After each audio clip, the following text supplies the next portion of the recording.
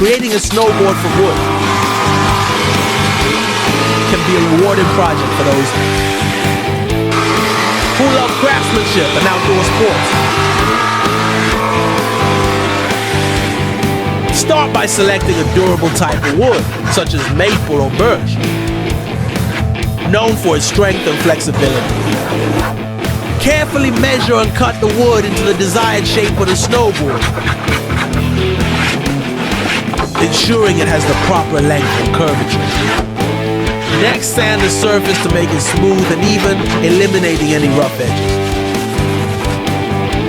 Apply a layer of resin or waterproof coating.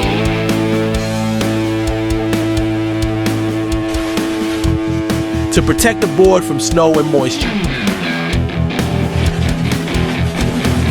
Finally, attach metal edges and bindings to complete the design. With attention to detail and creativity, your handmade wooden snowboard will be ready to hit the slopes.